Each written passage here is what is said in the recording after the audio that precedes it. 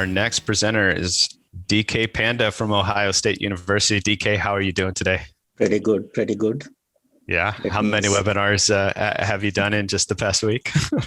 No, just today. just today. Okay. This is the second one. Okay. Fantastic. I'll let you begin because I know you got a lot to say. Yeah. Thank you. Just 1 minute. Okay. So I think you can see my screen. So good morning to the West Coast people and good afternoon to the East Coast and other places in the world. So today I'll be focusing on HPC and AI middleware for Exascale systems and cloud. As many of you know, we are in an exciting phase. We are moving from petaflop to exaflop. The latest machine is Fugaku, and all of us are waiting for the 1 exaflop systems to come on board, hoping for the frontier at the Oak Ridge National Lab to happen at the end of this year. And as we are building these larger and larger machines, we are seeing very interesting trend. There is an increasing usage of HPC, big data, and also deep learning and machine learning. So once you have like better HPC systems, people are able to take advantage of that for the big data as well as deep learning and machine learning. And then once people feel comfortable, they require for even better HPC resources. So we are in a very nice positive cycle, and I hope this will keep on going for the next several years. So at this juncture, people are looking like, how do we design the software stacks of these machines? And that's what will be my focus of my talk. So people are looking at the convergence of the software stack. Can we design one kind of software stacks which will try to help all? Okay. And not only we want to handle the on-premise system, we also want to handle the cloud systems. So I'll try to take care of both. So in this context, I'll start with the MVAPIS project, which many of you are familiar with. I'll try to give a brief introduction and see so how HPC applications can get benefited both CPU and GPU. Then I'll move into the other project in my group called High Performance Deep Learning. So we try to cover both deep learning and machine learning. And I'll try to show how to utilize the same MPI library. Using the basic MVAPIS library, you should be able to take care of deep learning and machine learning. And then I'll try to go into the High BD project, which is the High Performance Big Data project. We have done quite a lot of work on accelerating Spark, Hadoop in the past. I'll not be talking that, but I'll try to focus more on the how do you accelerate data science applications with the Dask. So that is the new kind of the ecosystem which is evolving. And I'll try to show again with our MVAPIS MPI library, you should be able to also accelerate Dask. And then I'll try to provide some our engagements with AWS and Azure. Gradually, as we are coming up with these stacks, we are also working with the cloud providers to make these stacks being available there. And then I'll end it the discussion with some initiative we have started a few years back, providing commercial support and value-added products through a company called Xscale Solutions. Actually, Xscale Solution is also a sponsor of this event. So I'll talk a little bit about that, and I'll conclude my talk. So this is just a very quick overview of the MVAPIS project. Some of you might be familiar with it. We started this project almost the day one of InfiniBand in October 2000. Prior to that, in my group, we were working with Mirinet and Quadrix. When InfiniBand came in, we were the very first ones to jump in. And we had our first open source MVAPIS 1, it used to be called at that time, based on the MPICH 1 code base. We demonstrated this in the supercomputing O2. And then since then, we have been addressing all the different interconnects and also many different versions. Currently, is being used by more than 3,150 organizations in 89 countries.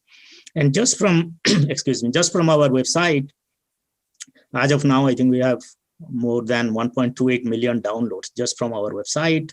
And just now we heard the Open HPC talk. We are a part of that. We also, our package is available in Red Hat, SUSE, SPAC. We don't keep track of those downloads. Just from our website, we keep track of the downloads and the organization we are using these. And we are actually have been a player in this community to empower many top 500 systems over the last 16 years. And currently the largest system, in fact, I am a co-PI of the TAC Frontera system, which is the 9th ranked, and it's a very large 7,000 node InfiniBand system. I'll show some numbers later on. So this is our overall architecture. At the top level, we provide this MPI, PGAS, and hybrid MPI plus PX paradigm. And through this, we satisfy not only the traditional HPC applications, but also the deep learning, machine learning, and task. So that's what I'll be trying to show today. And then, of course, internally, we have, these are the new designs which we incorporate, trying to take advantage of all the different networking technologies and also all the CPU, GPU platforms. And in fact, recently we have not only taken care of the NVIDIA GPUs, we also have the AMD GPUs in our latest release. So I'll try to show some numbers there. So we call it like a software family. Broadly, there are three. The basic version is like MAPIS 2. There is an advanced version with a lot of additional features with advanced designs, which is the MAPIS 2X. And then especially for the GPU, for both deep learning, machine learning, DAS kind of thing, we have the MAPIS 2 GDR. And we have been working on integrating these two. So might be in the, by the end of this year, you will see these will be converged. And then you will have a single version which will be trying to satisfy all these different machines. So when we try to design, this is a 20 years project. So we have been looking at in a very holistical manner, trying to design. If some of you know like MPI standard, it has like the number of functions keep on increasing, almost 300, 400 functions. So we try to provide optimizations for all those functions, point-to-point, collective, dynamic process management. So anytime newer kind of semantics are coming up, we try to make sure that they try to take advantage of the underlying networks and their features and deliver the best performance. And not only that, we also try to take care of the integration with scheduler, job launchers. We had some of the discussions in the previous talk.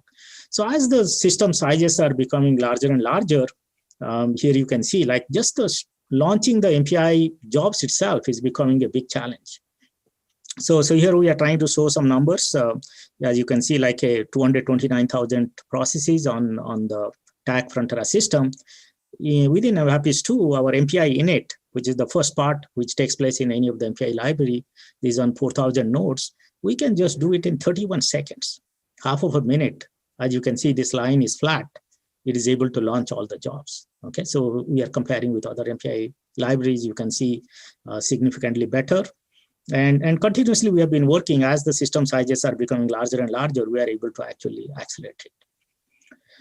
Then, in terms of performance, InfiniBand provides the hardware multicast. So we have a multicast-aware MPI bcast, that is the MPI broadcast. You can always do the broadcast through software like a binomial, k-nomial tree. So that is the kind of the green line. But if you see the hardware multicast, this is running on a 2,000 nodes on the TAC Frontera.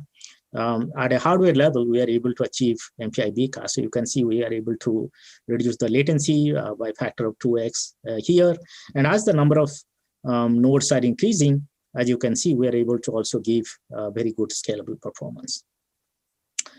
And then we are also working very closely with the ecosystem here, Mellanox/NVIDIA. They have the SARP logic, which tries to do in-network computing. And we have a tight integration with that. And these are actually very unique numbers. Many of you might not have seen it. This is the number on 7,000 nodes of the TAC Frontera. That is the largest InfiniBand system. So this is MPI all reduce. This is PPN1. That means only one node is trying to take care. And typically, those of you who are familiar, we use a two-level algorithms. Within the node, we do shared memory, but one leader which is trying to communicate to the outside. So here you can see with the SARP, we are able to get like even up to 2 kilobytes message sizes, we are able to get like within a 15 to 17 microseconds, we are able to achieve all reduce. Compared to the software approach, we are able to do better than 5x, 6x, and here in fact MPI barrier, we are able to get a 9x improvement. So in many of my slides, I have linked here all the presentations we have made, the conference presentations. If you would like to take a look at those details, you can see. And always we try to add all these features through runtime parameters. So if your system has SARP enabled, then in the MPI library, you just need to do MB to enable SARP is equal to 1, and everything else works in a magic manner to give you this kind of performance benefits. So recently, especially with the Fugaku system, I know a lot of excitements are going with ARM A64 Apex, but of course the Fugaku system uses Tofu. There is a system at the University of Stony Brook University, which is called Ukami. Some of you are familiar. So we have actually ported our library there. It is also available in our public release. This is ARM A64FX with InfiniBand. And here you can see like some of the internode latency and internode latency compared to OpenMPI we are comparing. Like internode latency, as you can see, we have some new mechanisms in the MHAPIS2X version. That is the advanced version, which you can give you very good performance here. And similar kind of things for the other collectives. So here it shows some of the things at the application level. We have been working closely with EPFL. So they have a lot of neuroscience applications, which does large scale scatter, gather, those kind of operations. So these numbers have been taken on 9,000 cores. So this is a EPFL mini application. Their actual application mimics that benchmark.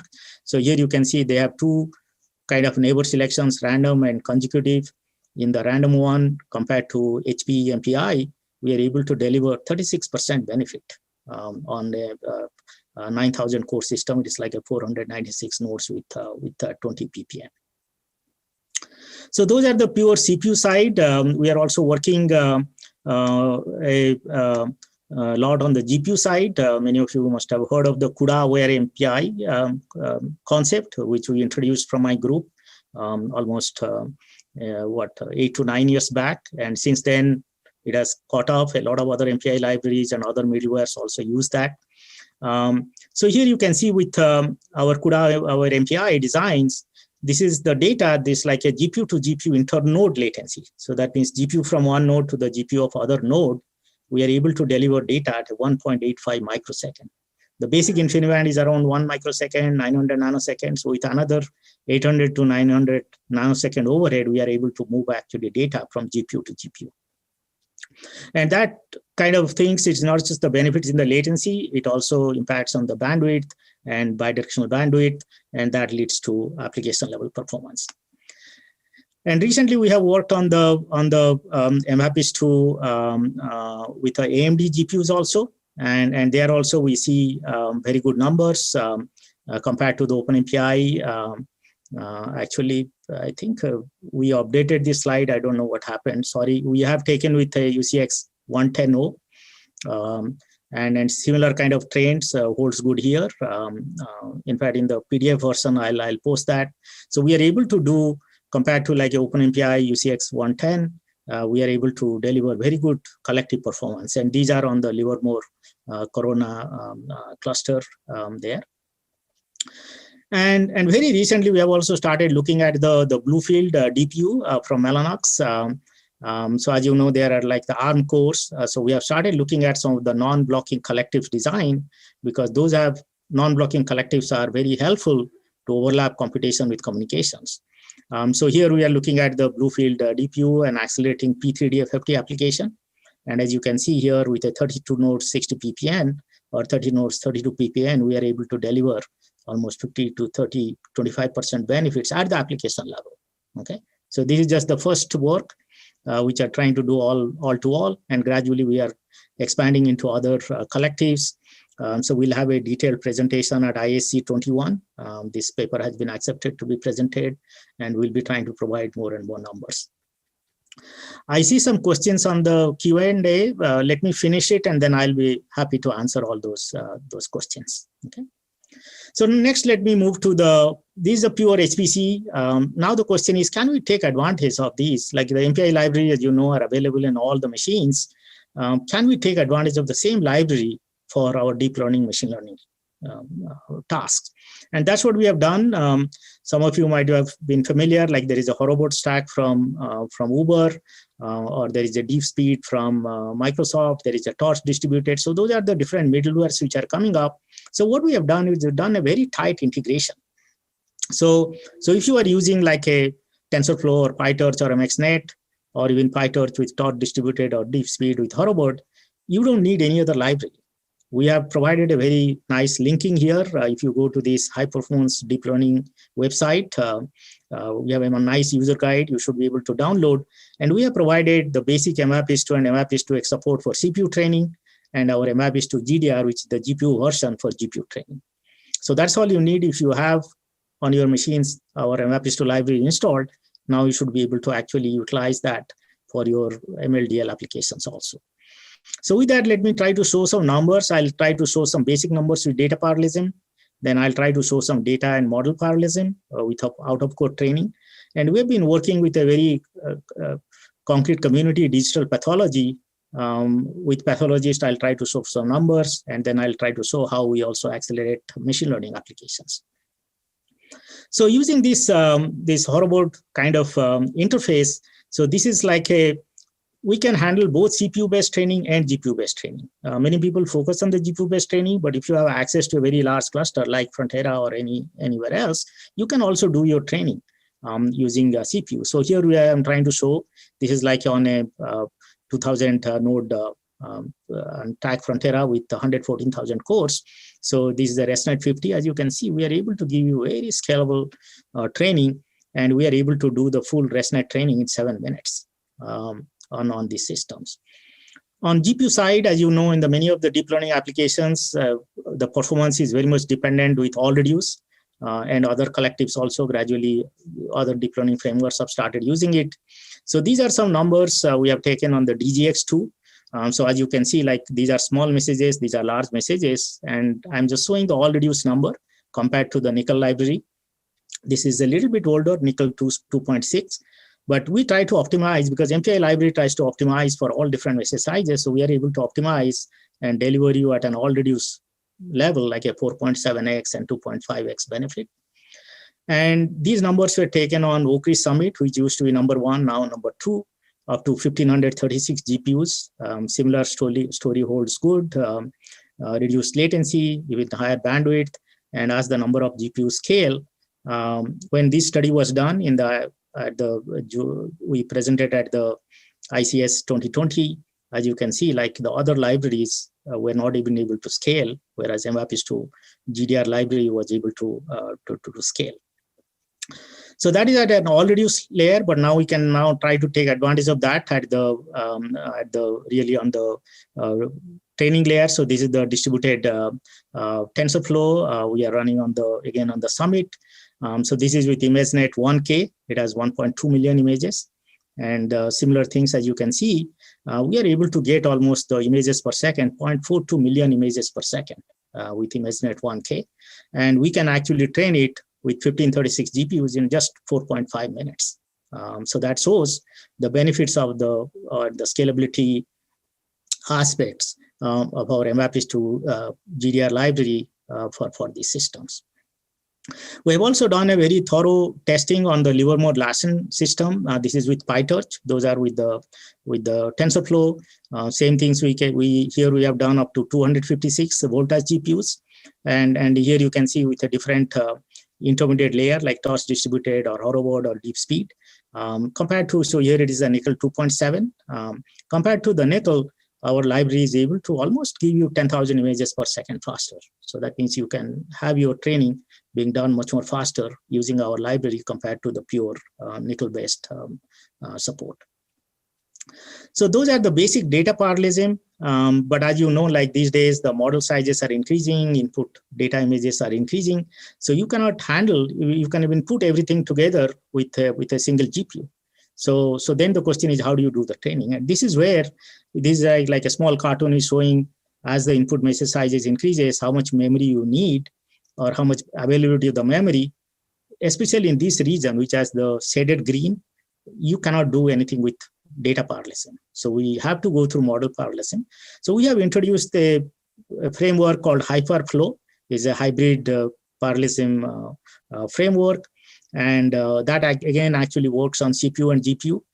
Here you can see with a like a 1K is I think 512 nodes with 25,000 cores, close to 25,000 cores.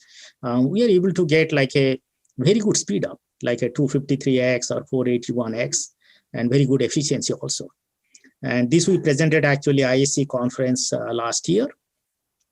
And then last year also we extended this into the GPU framework. This is called a GPU enabled thing. So the broad idea is that when you try to do model parallelism, because you are trying to distribute these models across different GPUs on different nodes, there is a lot of increased memory requirement. It increases with increase in message size. And at the same time, there is also, you will see if you do a pattern analysis like this memory utilization over time, you will see that the memory increases, then requirement at some time it decreases. So this is where we try to provide some newer innovations, like saying, can we have multiple replicas of the models being run concurrently? And doing that, we have these two schemes, memory-aware synchronized training, memory-aware synchronized training with enhanced replication. And as you can see, here we are able to scale now. This has gone to 1,000 GPUs on the Livermore Lassen system, and we are able to get scaling efficiency of 97%. Okay, and I'll encourage people to take a look at this SC paper, the supercomputing paper, to go into more technical details. Due to lack of time, I'm not able to go into that. So then what we did is we tried to find out a community, which is a pathology community. As you know, like every time we go to doctors, people take samples and pathology analysis gets done. And they have actually this requirement. So they have like these images of 100,000 by 100,000 pixels in size. With magnification, it keeps on increasing. So currently, the only way they try to do it based on tiles. They divide these images into small tiles so that they can fit and then do the training. But then they don't get accuracy. So the idea was that, can we try to utilize our solutions in that context so that the deep learning can be actually be used to train using thousands of slides, let the computer carry out the diagnosis, and it cuts down time for a pathologist. So if the pathologist is trying to come, all the machine is already giving some insight saying, look, it could be this kind of cancer, or it could be this kind of disease. So then this will reduce the diagnosis time, making pathologists very productive, reducing healthcare cost. So that's what we did here. We worked with them. So what they were trying to do based on that tiling approach, even one node using 4 GPUs, it was taking 7.25 hours. Or one GPU, it was taking almost like 32 hours. And we worked with them, tried to modify their deep learning scheme. And finally, we're able to use up to 128 GPUs, and you see here, 0.46 hours. So we are able to give them a 15x reduction in the training time. So in fact, they were not able to, since their basic training was taking a lot, they were not able to venture into very complex models. And now after working with us, now they are going to the second phase where they can actually introduce more knowledge and make their models much more complex, and which can be handled in a much more realistic manner. This is in the reduction training time.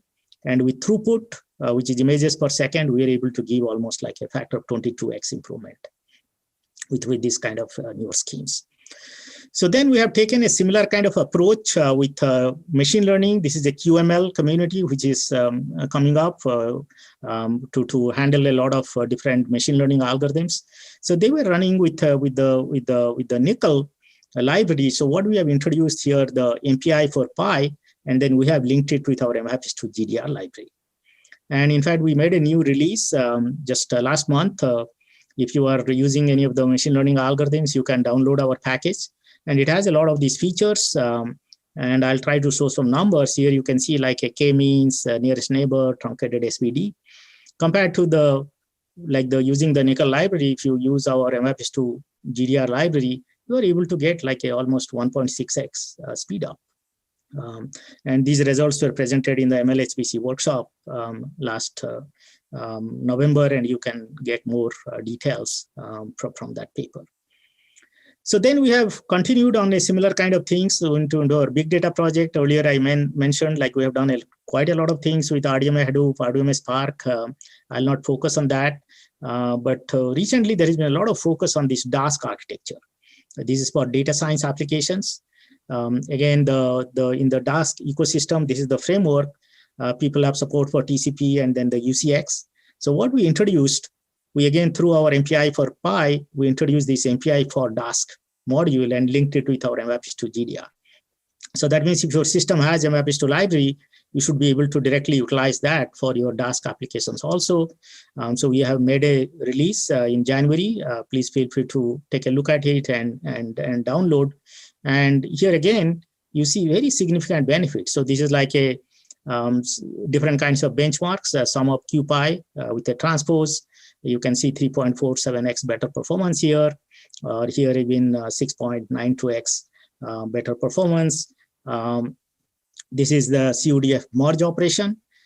Similar kind of things here. You see like a 2.91x and 2.9x performance. So this is where we are trying to lead with a convergent software stack. So that means just using your MPI library, you should be able to not only handle the HPC, you should be able to handle deep learning, machine learning, and data science applications.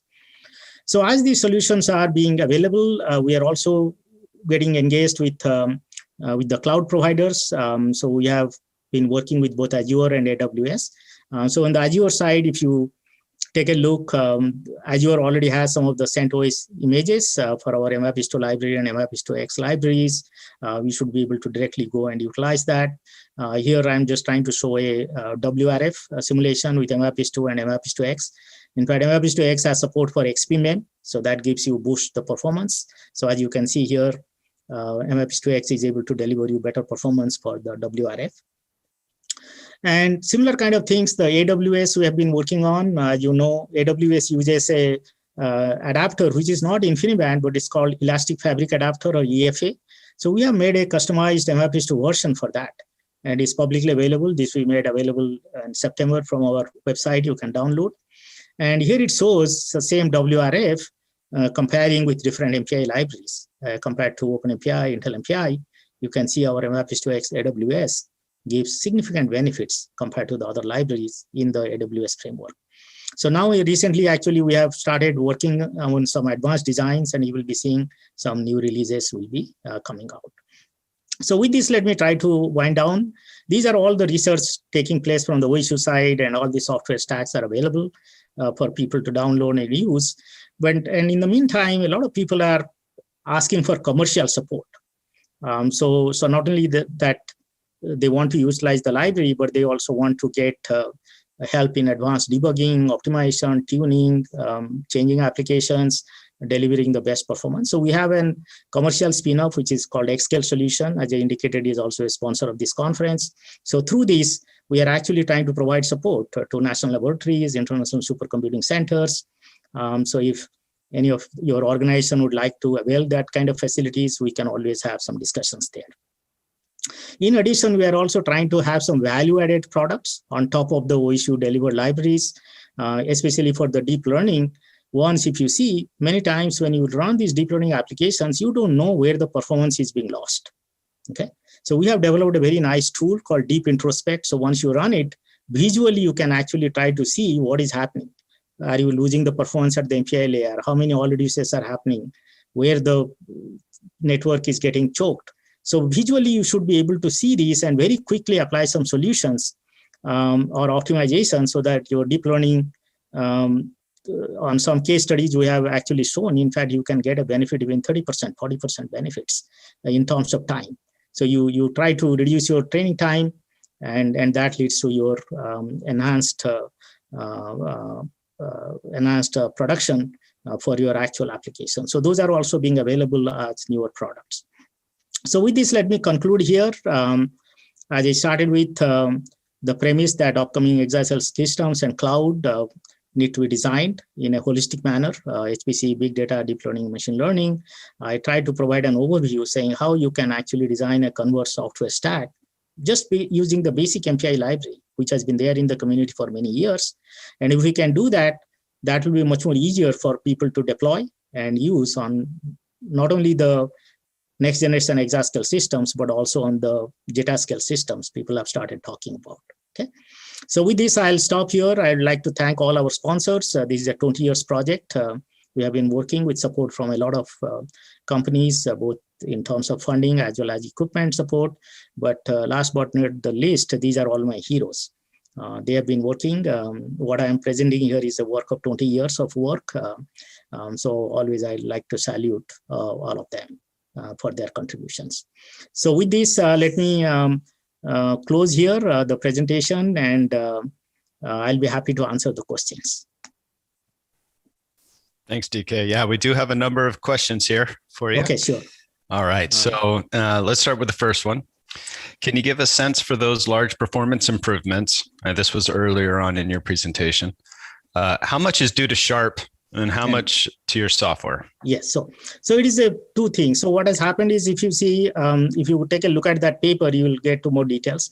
So sometimes Sharp only provides, let's say, only one PPN solution, okay, or is only for all reduce. But we need to take care of all the different collectives and for all different PPNs and all different communicators. So that's what we have actually done. So there, when I saw the slide, it is somewhere I need to exactly look at the number. So some benefits are coming from Sharp, and some benefits are also coming from our internal software organization. Okay. And looking at slide 8, what are the most important differences that result in MVAPage 2.34 being 14x to 14x faster than Intel MPI? That is the startup. So let me clarify that. That is the job startup. Okay. It is not the end execution. So when we are launching the job, there are a lot of different smaller steps which are involved, like how do I exchange the IDs?